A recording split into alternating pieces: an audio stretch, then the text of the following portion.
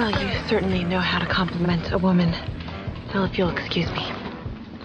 Do you know who I am? No, I can't say that I do. I don't know how to put this, but I'm kind of a big deal. Really? People know me. Well, I'm very happy for you. 10, 9, 8, 7, 6, 5, 4, 3, 2, 1, 0.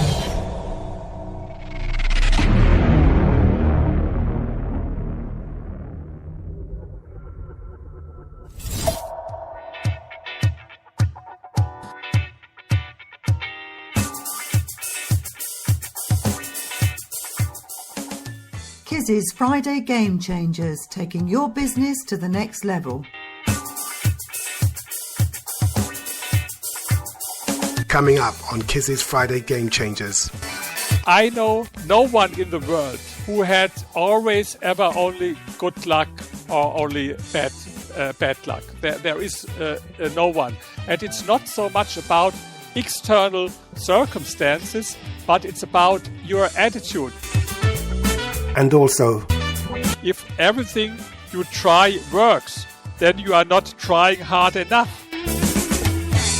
all of this plus a great book of the week recommendation from Zach Strauss, founder and CEO of Grey Matter, an elevator pitch from Laura Mimoun, co-founder of Kaleido Salad Rolls, and excellent music from Rodger Roeser of the Eisen Agency. Every Friday should be a game-changing Friday. Stay tuned. Hi, this is Ray Zen. Hi, I'm Jamie Martin from Ideal Shopping Direct. I'm Kate Bell, founder of Zip Us In. Hi, my name is Eirik Eide Patterson. I'm a co-founder of Seaborg Technologies. Hi, I'm Katie Farrell, transformation coach, founder of The Catalyst for Life. Hey everybody, I'm David Frangioni, CEO and co-founder of All Access IDA, Inspire and Develop Artists, and you're listening to Kizzy's Friday Game Changer. Check it out. Hello, I'm Millie Vincent and I'm going to be telling you a few tips about business. In business, it is vital to enjoy what you are doing. Take any setbacks positively, get up and move on. As an entrepreneur spouse will tell you, you spend a lot of time working both in and on your new business. So it must be something you're enthusiastic about. But you can't expect to become a millionaire overnight. Time and energy is your investment.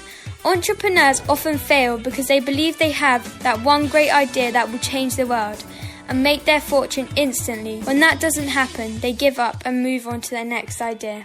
Thank you for listening.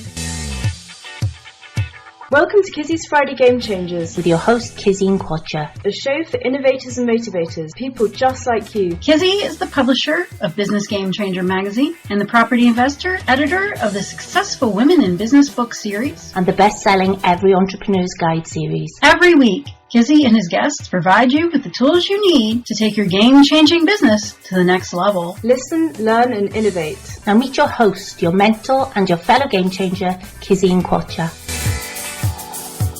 Hello and welcome to Kizzy's Friday Game Changers. This week I'm joined by Dr. Rainer Zitelmann. Dr. Zitelmann is a historian and sociologist. He's also a world-renowned author with no less than 21 books to his name. And he's an incredibly successful businessman and real estate investor. In just a few minutes, I'll be talking to Dr. Zitelmann and exploring how you can start and grow a successful business. And also, we'll be looking at how you can navigate your way through the unpredictable waters of the pandemic. It's Friday, I'm Kizzy, and this is Kizzy's Friday Game Changers. Listen, learn, and innovate.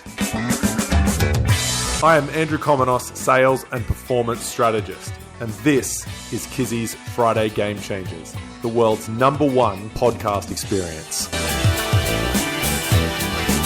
Hello and welcome to the show.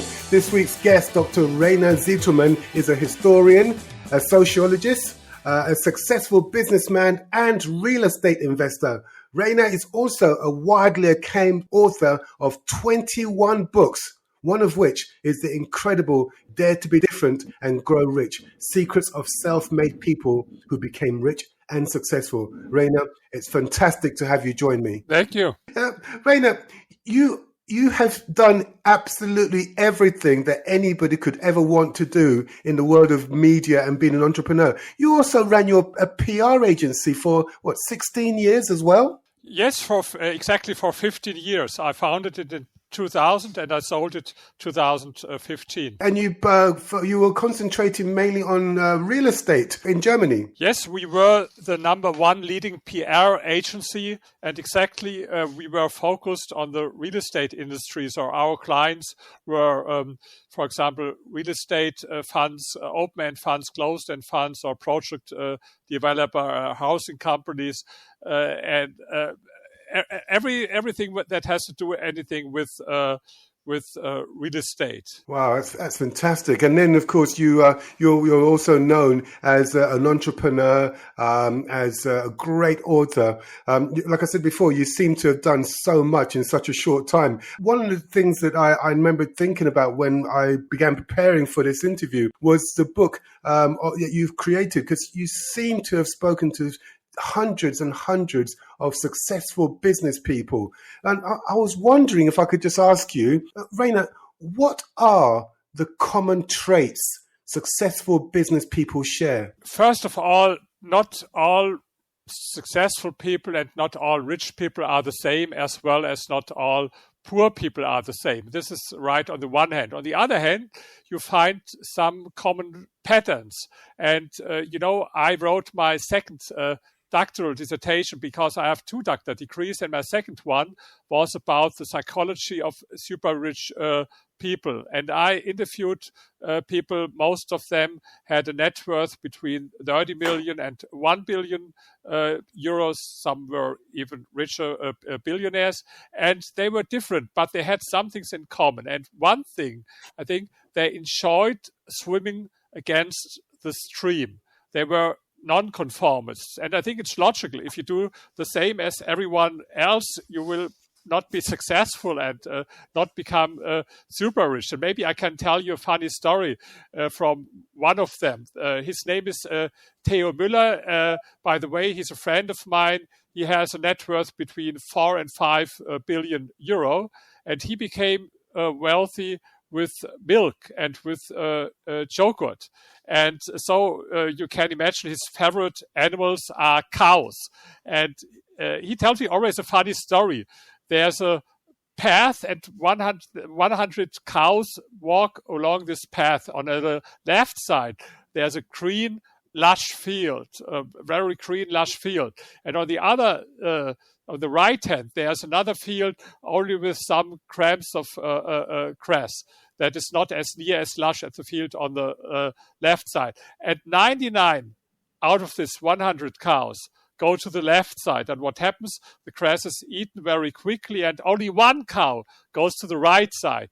And he says, I'm the cow that goes to the right side. And this cow eats and eats and eats, while the other cows that were all on the left side have nothing more to eat. It's only a picture for something. But I think it's important to be non-conformist, or can tell you another story maybe about this. Maybe you know Jim Rodgers. Jim Rodgers he became very wealthy in his youth because he managed a hedge fund, together with George Soros. And he earned a lot of money when he was young with contrarian investment. So he's someone who has a lot of fun to swim against the stream, but it was not easy for him in the beginning. He bought shares from companies that were in trouble. For example, at this time, Lockheed shares from this aircrafts, and they were in trouble. And you could every day read in the newspaper and the media about the problems of the company. And then he told me this story. One evening, he had a fancy dinner. It was in New York, and at the table there were a lot of bankers and investors, and he was the youngest. And one of them said to the others so loud that everyone could hear it, how can someone be so crazy to buy Lockheed shares? And they laughed, all of them, and they laughed about him.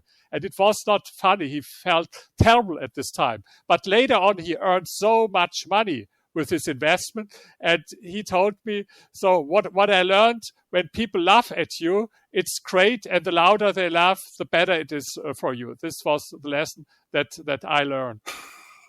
That's such an important lesson, isn't it? Because I remember saying to somebody a few weeks ago, the 10 most debilitating, the 10 words that will rob you of your power are, what will other people say and what will other people think? Because a lot of people will only do what they think other people want them to do. They don't have the confidence to go against the stream. Absolutely. This is absolutely right. And every one of the people I interviewed for my dissertation conducted psychological tests, the so-called Big Five test. And this what were they agreed all about, what you said, that they said, I want to go always my own way. And can you tell you another example? He's the owner of the biggest hotel in Germany. It's a hotel with 1,200 rooms, and it's not only the biggest hotel, it's the most profitable hotels in Germany. But when he started to build this hotel, it is based in Berlin, and it's in the worst district of Berlin. Is the absolute worst district, and everyone called him a fool. How can he is so crazy to build a hotel there? And he told me one evening he was there and he saw the construction, and for one moment he thought maybe they are right, maybe I'm really a fool. But in the end, it became the most successful hotel. And you are absolutely right. If you do always only the things that everyone does, I think it's logical that you can't be successful. On the other hand, it doesn't mean this would be too easy if you do always only the contrary of this what everyone does. This is as well no way to become successful, but it is as well my own experience. Maybe I can tell you a little bit how I became rich. It was in a similar way. I invested in the real estate market in Germany, especially in Berlin. And for example, in 2004, I bought a multi-family house, and it was in the very bad location in Berlin. And I tried to get a debt from Deutsche Bank, and they refused it. They told me, no, sorry, this is we cannot support you. This is absolutely no good idea to make there an investment. But I found another bank, and I could buy it very cheap for only 1.2 million euro. And I bought it without any equity. It was all debt, but I had a high amortization, 6% in the first year. And after 10 years, there was only an outstanding loan of 200,000 euro. But in the meantime, the market has changed, and everyone wanted to invest in Berlin, and everyone wanted to invest especially in this location. And I could sell the same property for 4.2 million. So only with this single deal, for example, I made 4 million, and I could make some of these deals. For example, another one, only last example, this was also a multi-family house, and I bought it half year after Lehman crisis. I bought it in 2009, and everyone was depressed at this time in a very negative mood at this time. And so I could buy it as well cheap. It was for only 1.8 million.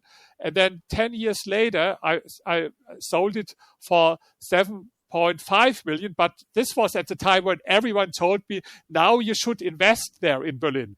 And the experts told me when I bought it, no, it's a bad idea, and what do you think about it? So it doesn't mean that you will be automatically successful if you do the contrary of this, what everyone does. But what I want to say, if there's something kind of fashion when everyone tells you you should do this and you should do that, for example, everyone tells you you should buy Bitcoins now or something like this, then be be skeptical. So a red flag should be there for you.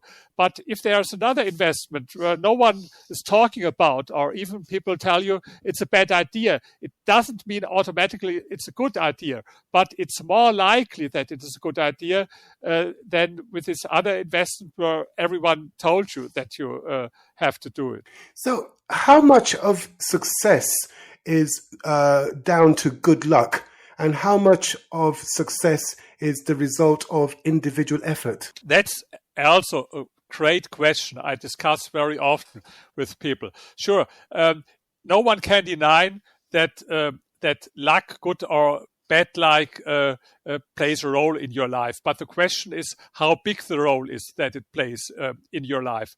And I think it's not so about happy coincidence, but it is two things are much more important. First, do you recognize that there is a lucky coincidence? A lot of people, maybe they meet happy coincidences, but they don't realize that there is one. This is the first thing. Do you realize that there's a happy coincidence? And the other thing is, if you realize this, do you act immediately? Because there are a lot of people, maybe they see there is a good opportunity and so, but then they start, maybe we should analyze it, maybe later on we should think about whether we can do it or not. And this is the difference between successful people and people that are not so successful. That successful people, they start immediately, even if they don't feel perfectly prepared for this situation. And to add something, I know no one in the world who had always ever only good luck or only bad luck. There is no one. And it's not so much about external circumstances, but it's about your attitude. And I can give you a very good example. By the way, he's British, and I admire him very much. I never met him, but I read all biographies about him. It's Stephen Hawking. And Stephen Hawking said one time, and he suffered from a rare disease, and doctors predicted that he would live for only a few years when he was young. And later on in his autobiography, he wrote, I believe that disabled people should concentrate on things that their handicap doesn't prevent them from doing, and not regret those they can't do. In my case, I have managed to do most things I wanted, and this is true. If you remember what this guy did, he wrote bestseller books in 40 different languages. They were translated, and he was married 2 times. He met all important politicians in the world, and even he had a space flight in his wheelchair and all this stuff. And he couldn't move. He had to sit in the wheelchair, but later on he couldn't speak.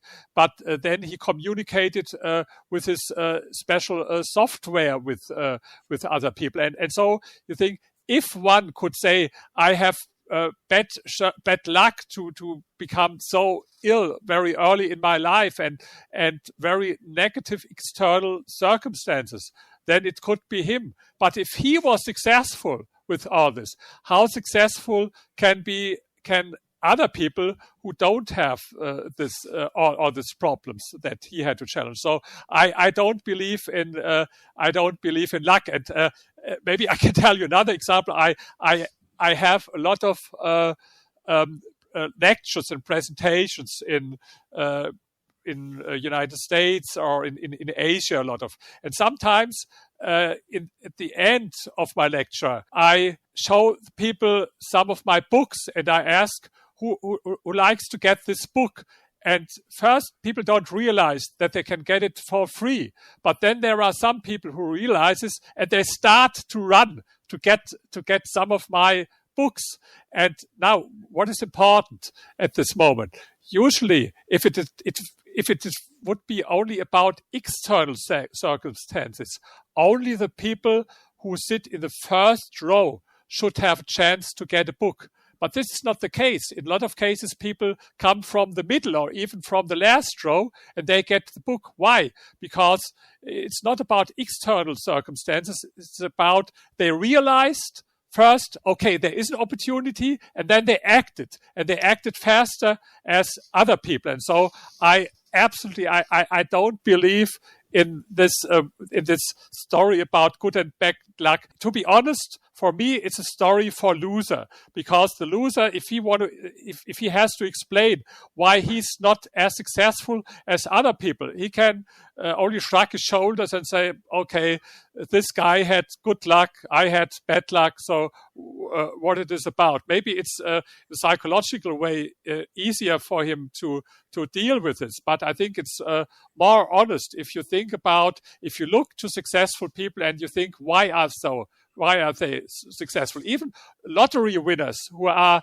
successful people or heirs, in a lot of cases, some years after they won in the lottery, they lost everything. And on the other hand, you have entrepreneurs or businessmen who lost everything, but they have a better mindset, and some years later they get rich again. So to sum up, I don't believe in luck. I completely agree with you that mindset does play a really, really important role when it comes to determining success or failure. But the one question that came to mind is that successful people aren't always successful. In fact, successful people fail more than the average person does, but they still seem to manage to pick themselves up. Rainer, how should we handle failure when it comes knocking at our door? Oh, you have so many great, so many great questions. That's all my favorite questions. First of all, maybe it sounds a little bit strange, but someone who tells me that he's always successful, for me, this man is a real loser. And I can tell you why. I give you a quote from Gordon Moore. He was the founder of Intel, this company Intel. And this quote is, if everything you try works, then you are not trying hard enough. So, sure, you are absolutely right. Sometimes you will not succeed. And because if you are always successful, it means always only that you don't never reach out for goals that are high enough. To add another quote from Michelangelo, this is my absolute favorite quote. He says, "The greater danger for most of us lies not in setting our aim too high and falling short, but in setting our aim too low and achieving our mark." And so if you reach out for higher goals, then sure, sometimes you will have setbacks and crises. But now there's the difference. For most of the people, it's this way. If they are not successful, if they fail, they blame other people. They blame external circumstances. They blame maybe capitalism. They blame the society. They blame maybe their parents' education. They blame other people.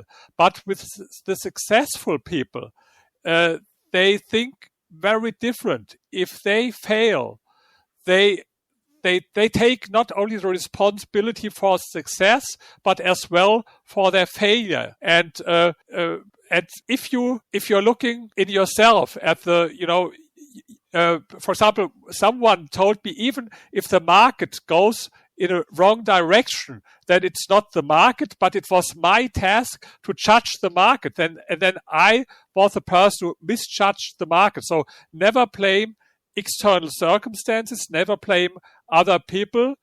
Take the responsibility not only for your success, but as well for your failure. And I think this is the attitude that all successful people have in common. So really, all of us are self-made, but only the successful people will admit it. Yes, exactly. I'm fascinated by this subject, and I can tell that you are too, Rainer.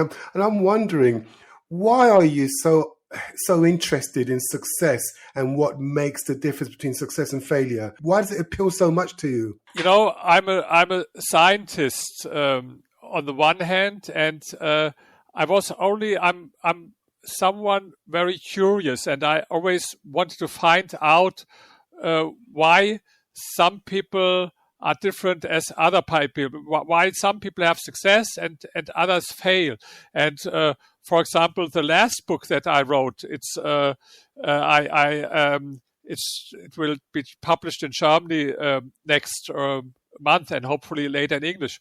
It's about the art of becoming famous. And this was as well a question for me. How do people become famous? Is it only per chance or how? So, and I had this research about rich people, and I was always curious about it to find out. I think this is in the nature of a scholar or a scientist, that he's curious. And on the other hand, I've been as well successful in different fields as a scholar and later as entrepreneur and investor. So I knew how to be successful, and I want to give this experience not only from me but from other people that are very successful to younger people especially.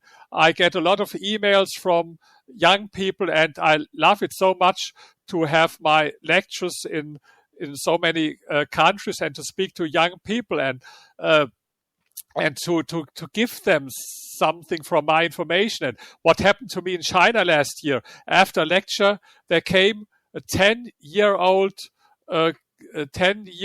boy in China. And he was at school, and then he asked me in good English. He spoke good English, by the way. And he asked me, "Can I ask you one question? I'm at school now, but I want to start my own business. And my question is, when should I start it?" With 10-year-old. This is, by the way, something that I like very much with Asian people. These Asian people, they are so very ambitious.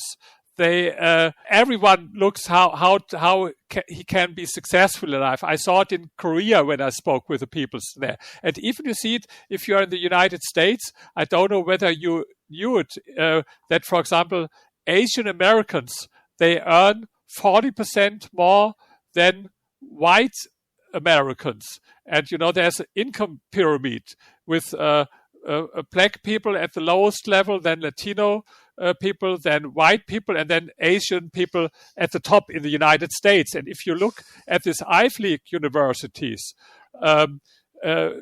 sometimes there were 30 or 40% of them were Asian people, but their share on the population is less than, I think, 5.8% only. And this is, I think it has nothing to do with genes or something like this. It has something to do with your attitude, whether you are ambitious and whether you want to go forward in life. And if I speak here in Europe, for example, about my topics, how to become successful, how to become rich, there are a lot of if I speak with journalists, skeptical people, isn't it a good idea to become rich or to become famous, or I'm skeptical about it. If I was in China or in Korea, no one asked whether it's a good idea. The only question everyone looked for an answer is how to be successful, how to get rich, but not whether it makes sense or not. This is the difference between Asian people and in Europe. And another thing, and what I like very much with Asian people, they are very curious. They want to learn from all people everywhere in the world.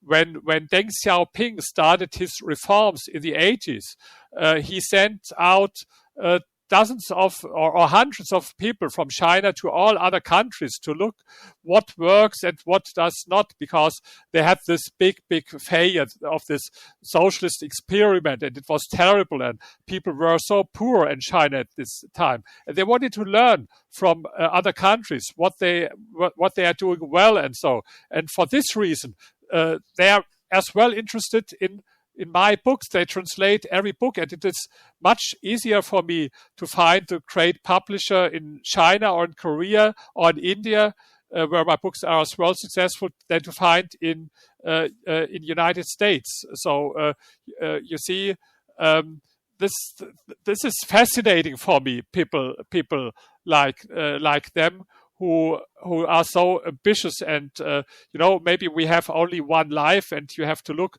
what you can do with your life. Don't waste your life. It's interesting that you say that, because I know that a lot of Asian people believe that you have more than one life, because a lot of them believe in reincarnation. But the question I was going to ask you is why? Why are Asian people in general more interested in improving themselves, in success, in making things better? Why are they more interested in that subject matter? Is it something that they're born with, or is it something that they acquire along the way? I think it's education. I had a girlfriend. Her parents were from Vietnam, and I saw the education was much different. For parents, it was very important that their children will be successful in life. I think it's cultural. Maybe it has a little bit as well to do with philosophy, with Confucius and all this philosophy. Maybe, but maybe there are other reasons. It's always, if it's like with people, it is with nations. It is important to stay hungry, and it's easier to stay hungry if you are at the start, at the beginning. I think maybe we in Europe, and maybe in a way, sometimes in the United States, people are not so hungry as they are in Asia, because they lived in very bad circumstances only some decades ago, and so they look, for example, from Korea in the 60s. Not only North Korea, what is poor today, but as well South Korea was as poor as the poorest countries in Africa today. But then they embraced capitalism and more free market, and as well education. These people in Korea, they invest so much in education, and today it's we all use these products that they produce in Korea, for example. And maybe if they become richer and more successful, maybe then something will change, like it did in Europe, that people are look for other things and are maybe not so hungry for success as they are now. So I guess the message there is to stay hungry and always keep moving forward.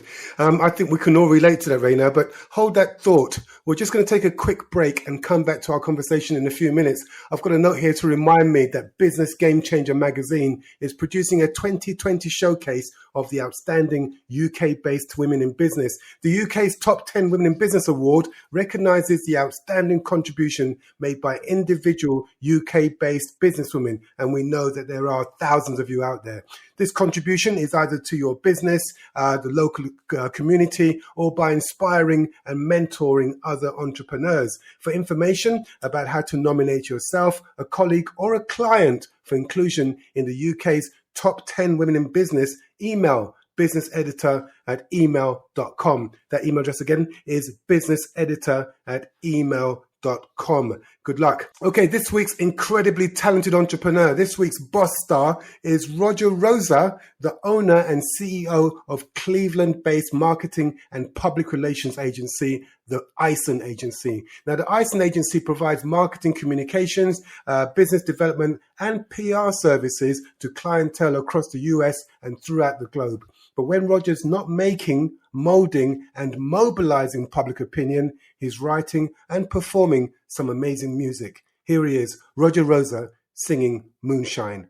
Have a listen. Funny how the full moon shines, the beauty of the sound outside when I'm quiet, and I hear every breath. Funny how that drop of water feels like the childhood laughter when everywhere is life and death. My cigarette burns, my bottle dries. I can't think I live in lies, and you did it Call your friends and spread the word. Tell them that Kizzy's Friday Game Changers show is the best you've ever heard.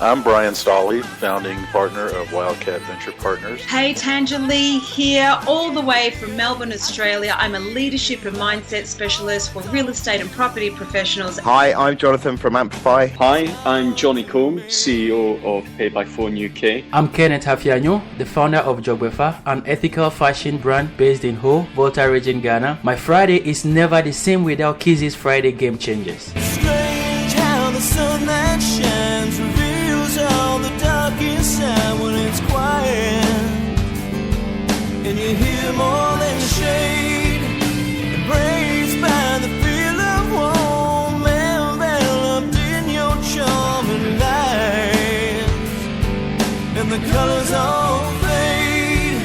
My cigarette burns, my tabs are paid. I can't drive, so I stayed in you. Did this to me? Can't you see? You're my life, you're my death, you're my soul, my empty breath. I can't think, I can't feel, I can't breathe. In your voice is my sound, you enlighten, you confound. I can't hear, I can't speak, if I could only talk to you. Talk to me.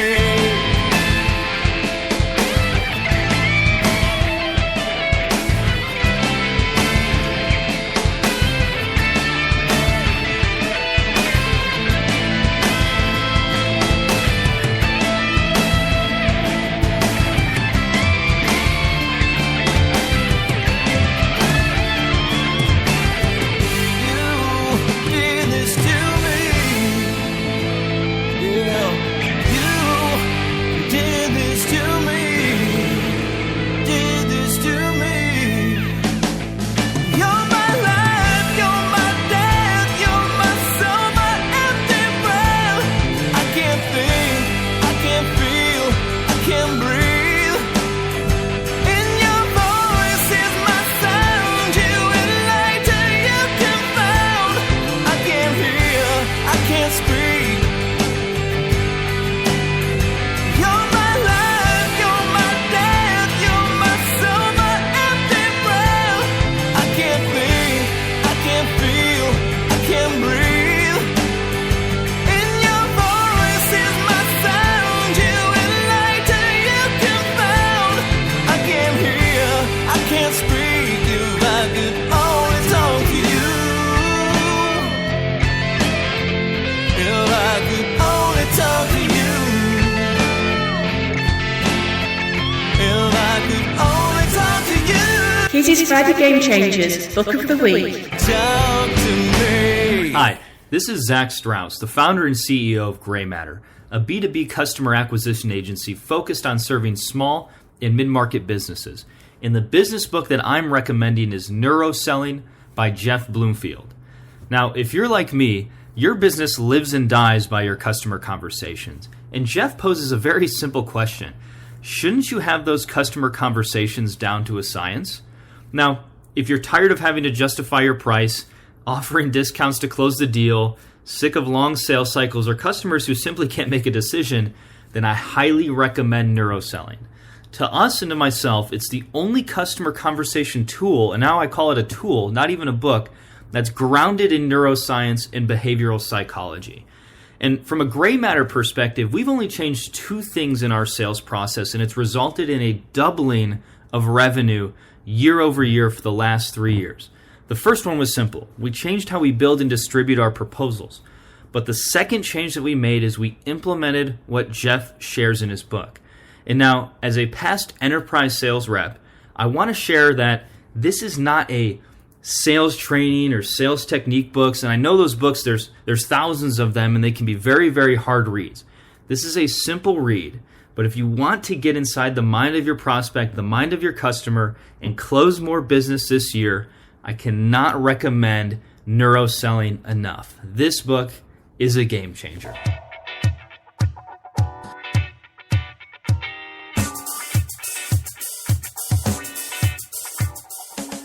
Kizzy's Friday Game Changers, taking your business to the next level. Kizzy's Friday Game Changers Elevator Pitch of the Week. Please stand back from the closing doors. Please select a level. Going up. I'm Laura, co-founder of Kaleido Salad Rolls. We are on a mission to change the way you see healthy. Healthy is boring. But what if you could eat a salad anywhere, anytime, on the go? What if you could even dip your salad? At Kaleido, we created the first ever salad you eat like a sandwich. Think about a chicken Caesar salad wrapped in a rice paper which is transparent, gluten-free and very low in calories. You can find us in Selfridges, in Carnaby and soon in Canary Wharf and make lunchtime feel like playtime. Top floor, good luck.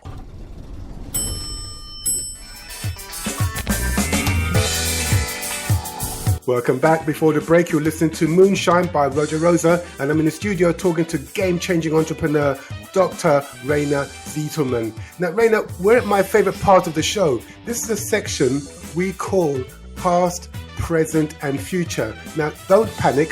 What it means is that I'm going to ask you 3 questions about your business past, your business present, and your future.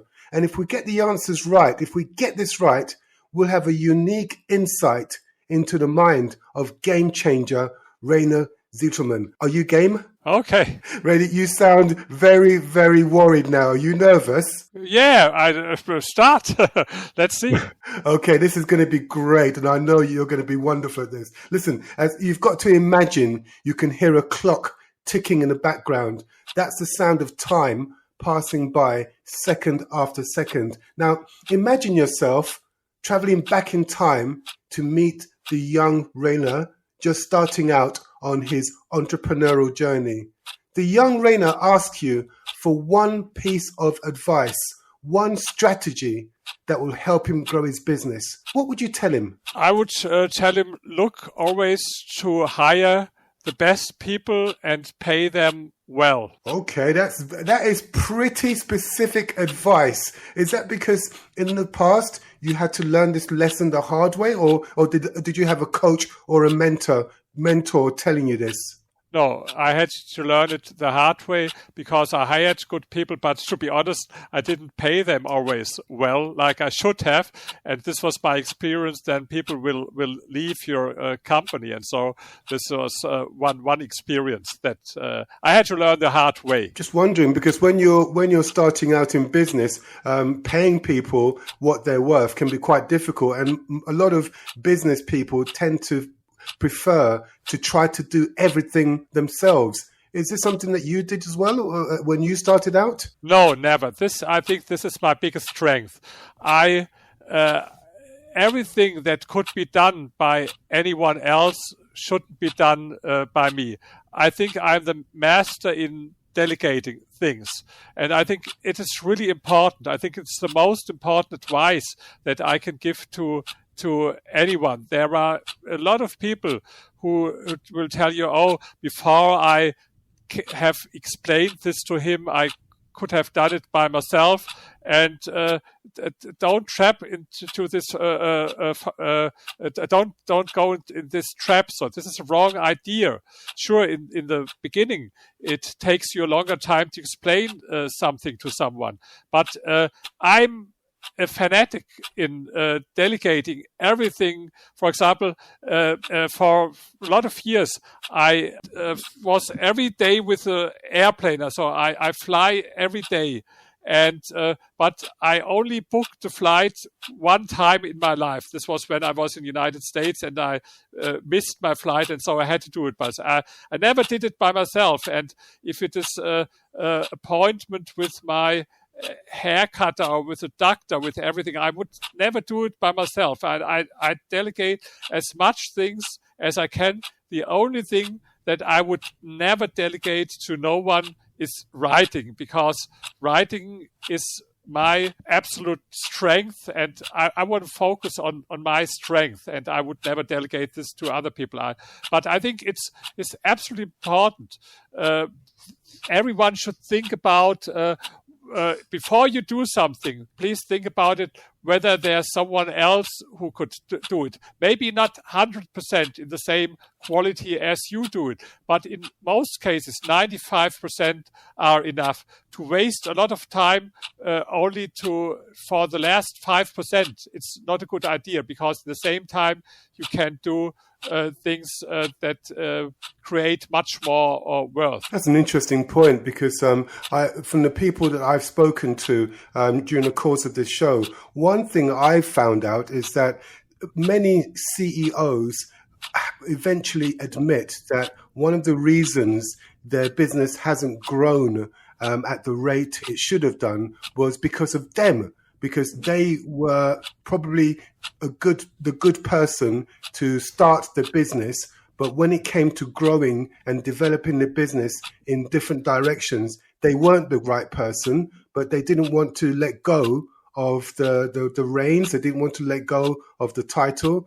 So they just kept on doing the same job, and that really stopped the business from growing. Yes, and maybe people should listen to the richest man in history, and this was Rockefeller. He had much more money in today's worth as has maybe Jeff Bezos or Bill Gates. And he said, I give you a quote, has anyone given you the law of these offices? It is nobody does anything he can get anybody else to do it. And I think it is true, because professional success requires the ability to delegate work with every single task. You should ask yourself, am I the only one who can do this? Or can I pass it on to another employee, for example, somebody who gets paid less than me? And if you waste your time on tasks your assistant could do equally well, you're not just wasting your own skills. I think you're wasting the company's money. And I think the reason why people find it so difficult to delegate work is what I said before, that they think always in the time it takes me to explain what needs to be done, I might as well do it myself. This is a popular excuse. And so I can give this, I think I would have never been successful in life if I wouldn't have lived according to this principle. Delegate everything that you can delegate. I think you know Andy Warhol, and I read biographies about Andy Warhol. He even did something that I wouldn't have done. In a lot of cases, his assistant painted his pictures, because he wanted to focus on his ability, and this was not to paint the pictures, but to create good ideas to sell and self-marketing. And then it's a funny thing. He was very often invited to give speeches to other people, and even for these speeches, he looked for a double. And then he sent the double who looked like him to have the speeches. But then people were aware, and he had to give money back for this. So you see, even Andy Warhol, he was absolutely a master in delegating everything that was not his most important ability, and this was not to paint pictures but self-marketing. Okay, but that's taking delegation just that step further, when you're sending somebody else to stand in for you to give a speech. Yes, it's crazy. Yes, it's crazy. I love that. That's a fantastic idea. That's something that I'm definitely not going to do. But I think one thing I am going to remember is that I've got to become better at explaining myself so that I can explain things very quickly and accurately to somebody else so they can get the job done. Yeah, sure. It's important. If you delegate something, it doesn't mean you would give him a tell. Do it anyway. Sure, first you have to explain it. And very important, you have to check it, whether it's done well or not. Delegation without checking the results in the end. This is a bad idea. Gotcha. All right, let's move forward. Let's move forward into the present, into the here and now. Raina, what motivates you? What keeps you focused and pushing forward? I always loved the things that I've done. When I was 60-year-old, I get soon I will be 63. But on my 60th birthday, I published my autobiography in Germany, and the title of this biography, if you translate it, is "If you don't feel the burn in you, then do something else. Start new things." And this is what was very important for me in my life. I did a lot of different things. I started as a historian at the university here in Berlin, and then later on I was in the management and chief editor of one of the biggest book publishers here in Germany. Later on, I was in the leading position at one of the most important German daily newspapers, Die Welt. And then I founded my own company. I've been an investor. So I did a lot of different things, but always when I did something, I really loved it. And if I felt that I'm not more so enthusiastic about it, not that I hated it, but even it was enough for me that I felt that I was not so enthusiastic about it, then I changed it. And then I did something else. And so if I go up in the morning, I love the things what I do. Some people don't believe me, but maybe there's 5% things I have to do that I really don't like. For example, with my books, proofreading. I don't like it so much. Proofreading of my books. It's necessary, so I have to do it, or to check the English translations of my books. You see, I can't translate these books myself. This is someone else, a professional native speaker, who translate my books. But I have to check sentence after sentence. But this is a rare exception. It's not more than 5%. Maybe it's less. Maybe it's only 2 or 3%. And the other things, I really love what I do, and I can decide what I work, where I work, whether I work. It's all on me, because I'm financial free. I earned enough money, so I don't have to earn money to pay bills or anything. And so I can do what I love. And what I love now is to write these books about what I have learned, about my ideas, and to travel all over the world and give my lectures. This is what I really love. It's an amazing experience for me if I go to these other countries, whether it's for example, last year I think I was 5 or 6 times in London.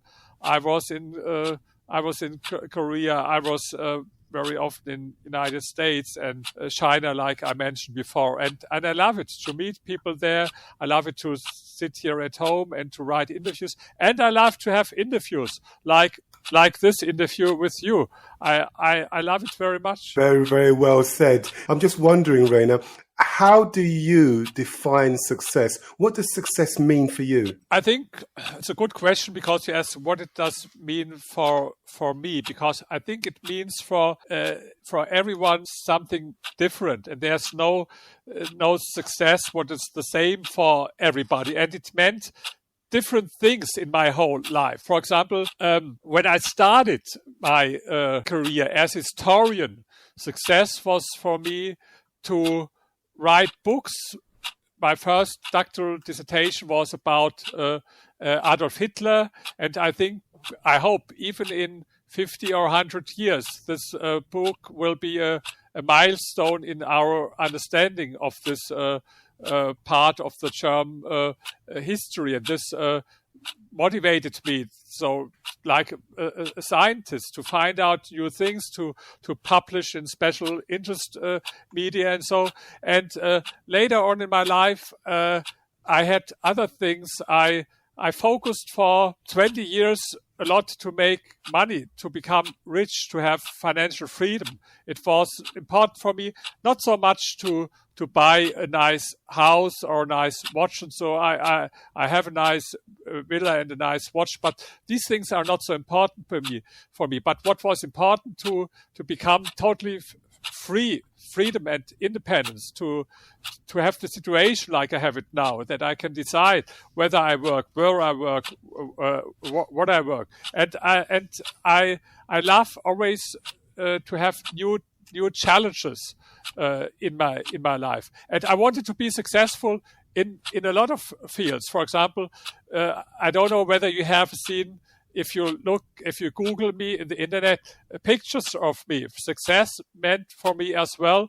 I have now a body, to be honest, looks better than 99.9% of men in my age, and even much better as most young men. And this was, I do now bodybuilding for more than 40 years, and I go every day to the gym. Today I was at the gym, and I love it. And this means success for me to shape your own body, and I like it then to get a compliment from young girls to say I like your body, even in spite of the fact that I get 63 years now. And so I think it's not only important to be successful in one field. This was not my concept. Some people, maybe they focus only to make money, and I think money is important. It's much more important than a lot of people would admit, but it's not the only thing. I think there are other things very, very important as well, like your fitness, for example, or like in academics. And to be honest, maybe it sounds bad, but in these fields that were important for me, I always wanted to be better than 99.9% of anyone else. Maybe it sounds strange, but I wanted to have more money than 99.9%. I wanted to be better in academics, so with my doctor degrees, and I wanted to have much the prettiest women always. So this were things that were important for me to be not more successful than anyone else, but to be in different fields in addition. And by the way, I think for success it's very important to have humor as well. I think humor is so important, and I saw in our interview from the start that you have humor. This is so important, because if you have success, if you have no humor and you cannot laugh about things and maybe sometimes laugh about yourself, what does success mean then in the end? As you're talking, my producer, thank you very much, has just pulled up a picture of you on it. Oh my good, look, Reddy, you look like me, but with more hair, okay? Okay. Fantastic. No, so you go to the gym every day? Yes, but I do it since now 42 years. So I started with 20, and I not every day, but between 4 and 6 times a week, but not so long. Usually only half hour, but very focused and with heavy weights, and I don't use my smartphone at this time. I don't talk with people. I'm very focused on my training, and it's only a half hour, but I love it. And what I'm proud about, I never took any steroids or something like this. This is what you call natural bodybuilding.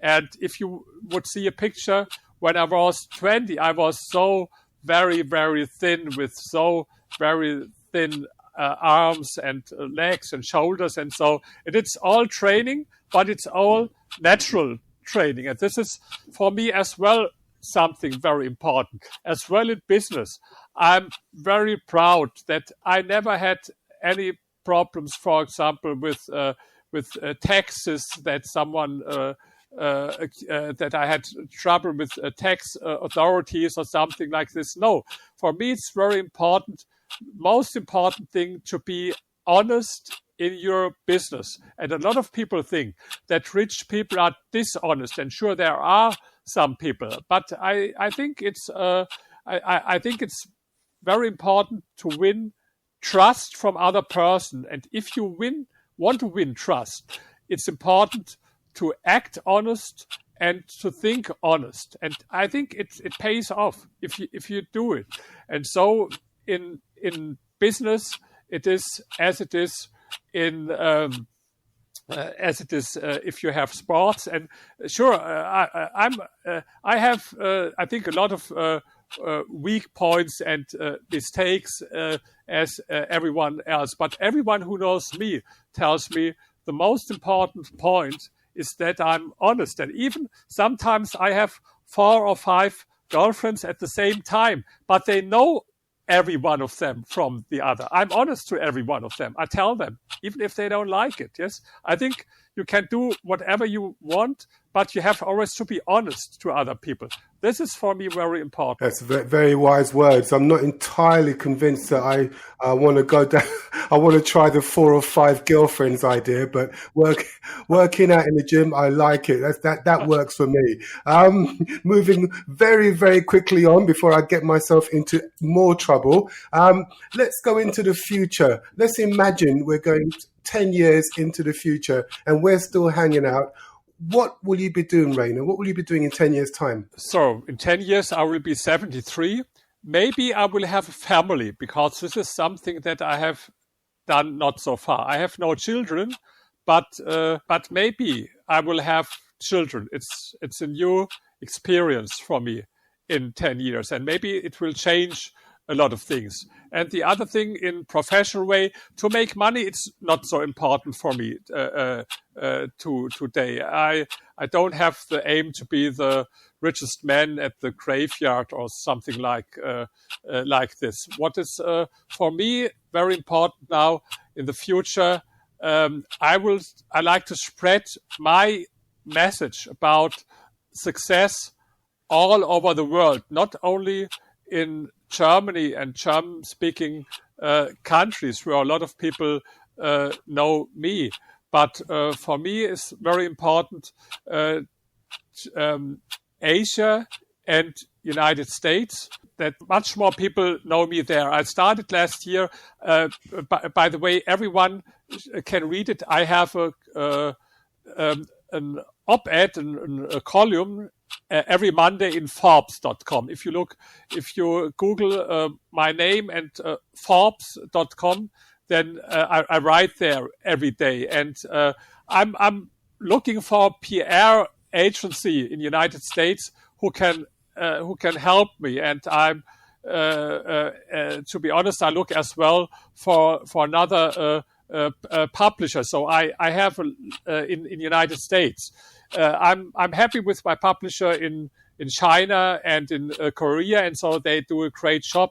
But yes, I want to spread these messages with my books, with my articles, with my videos, with my interviews, all over the world. This is what I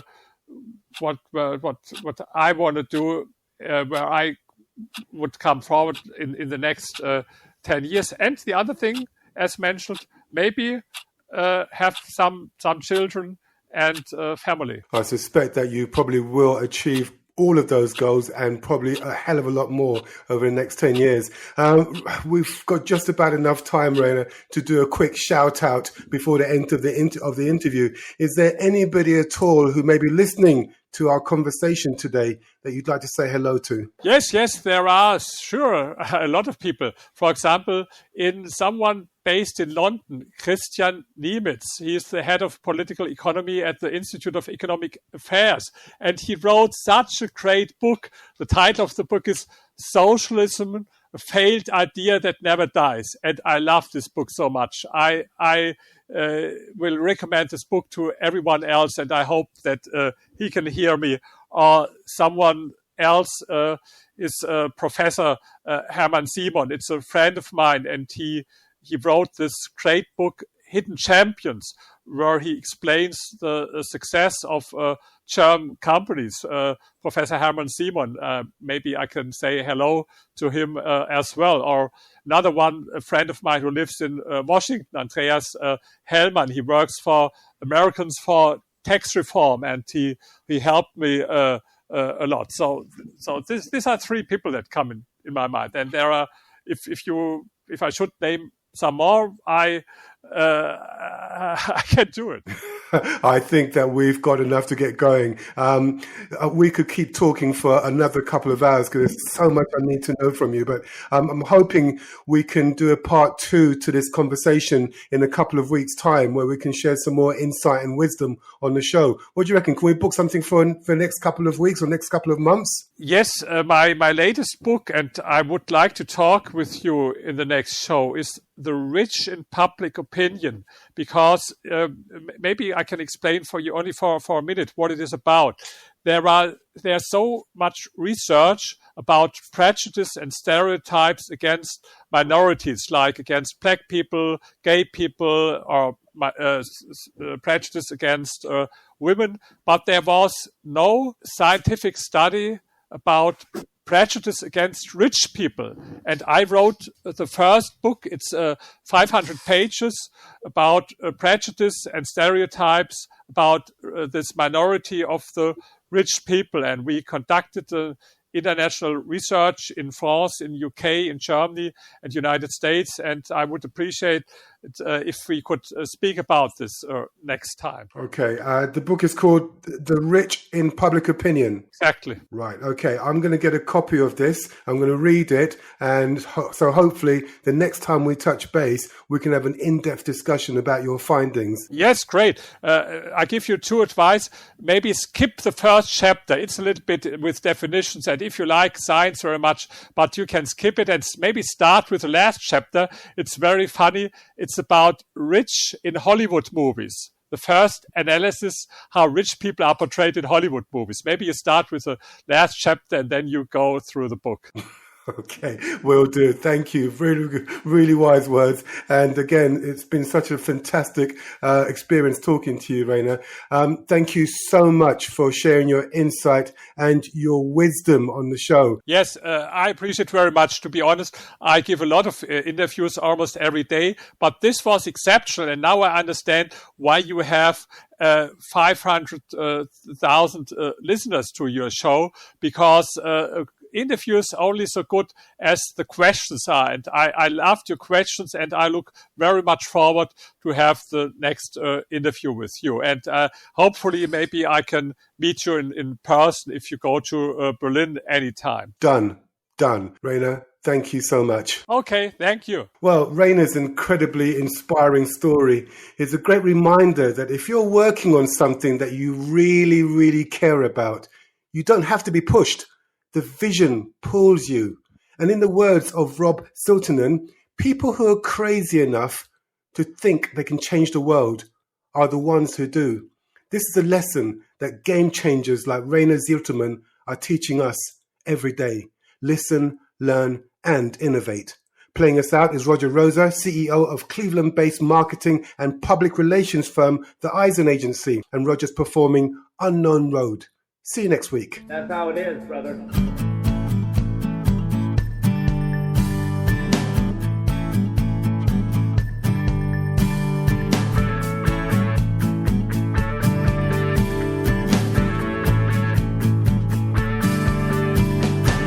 Spent my life living by the book. I walked away from every dirty look. The stink on trouble is not who I am. Had some fun on a Saturday night. Nothing Sunday school couldn't make it right. I think I know what it takes to be a man. I took a walk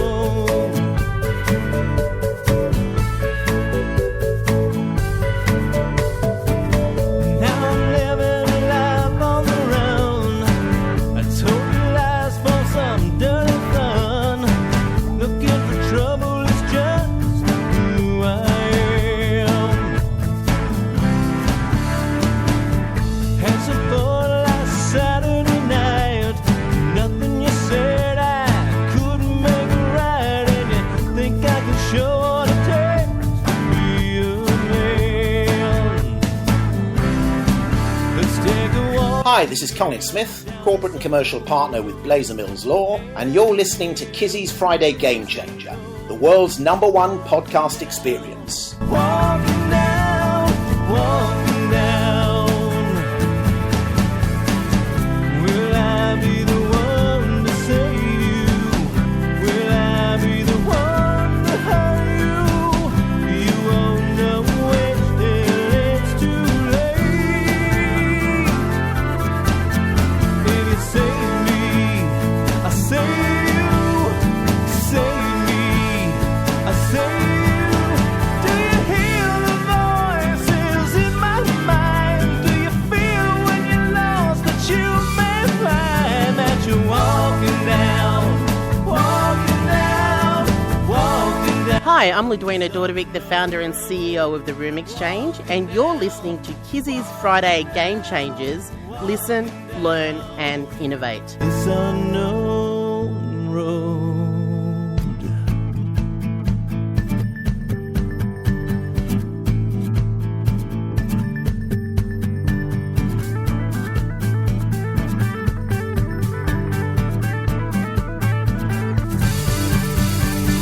I think you know where this road leads. The path to hell is paved with good deeds. It's too late, just wait, let me decide. Let's take a walk together down this unknown road. Hand in hand, do as just you're told. Walking down, walking down, walking down. Will I be the one to save you? Will I be the one to hurt you? You won't know which till it's too late. If you save me, I save you. If you save me, I save you.